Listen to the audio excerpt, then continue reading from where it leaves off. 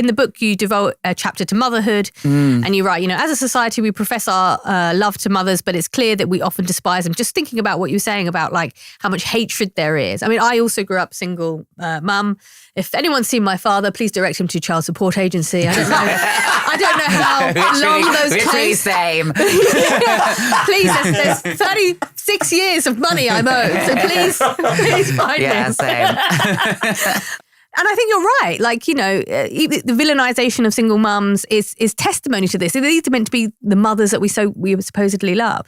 Right-wing groups are obsessed with the mother and they use it to be a weapon of oppression. Yeah.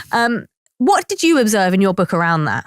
In the book, I look at like being a trans woman, right? Like for most of the 2010s, one of the kind of online hubs of transphobia and really like big mobilization of anti-trans groups and some of the most prominent taking to the streets anti-trans campaigners actually kind of got radicalized on a website called Mumsnet.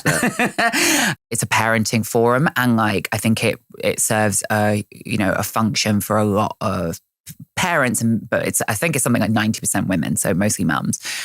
But yeah, like on certain corners of that, it became like this hub and like basically any pro-trans point was shut down.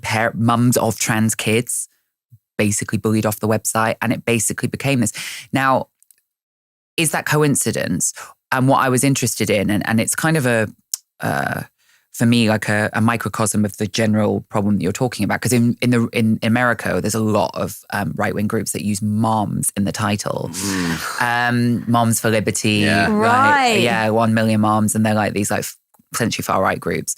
Is there a link? Like, why Mumsnet? I guess what they would say is that motherhood is a point where you're radicalized and they're like, well, we're not going to accept this like denial of biology by the trans cult or whatever they say. The reality, I think, is that actually you find quite a lot of women on parenting forums who have lost their identity, are feeling quite unsupported, often whether they have a partner or not. There's even these studies that show like men think they're doing 50% and they're not. So a lot of women who have young children are on these parenting forums and perhaps, I argue, feeling quite resentful at maybe suppressed resentment at their own partner, resentful at like the fact that society does this bait and switch with motherhood where like there's a lot of pressure on women to do it. And then when they do it, it's kind of like, well, get on with it. And if you're a bad mother, that's your fault. And if you fuck your kids up, that's your fault. Andrea Dworkin, the sort of radical second wave feminist, kind of said that like women often can't express their resentment against the men closest to them, so they deflect it. Right-wing women will deflect it onto people of colour or lesbians in the 70s. And I think that's a good example of like how motherhood is used. Like motherhood was so used in Trump's recent campaign.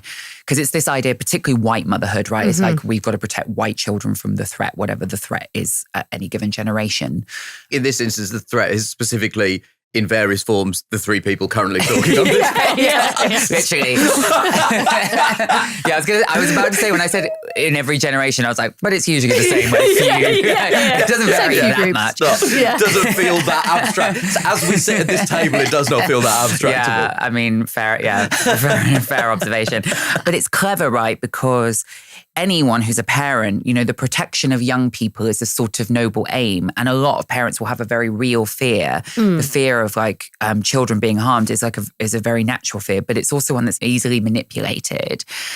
Yeah, and with far-right movements, it has a long history of like, it's good for, recruiting women and it's also good for recruiting other men. But like the idealization of a certain kind of puritanical motherhood, I mean, I'm really loath to invoke Nazi Germany. Like fascistic regimes have always known that a particular idea of the mother is quite a potent idea in that imaginary. And, that's not me saying that motherhood or motherly love is always this right-wing reactionary idea. It's not.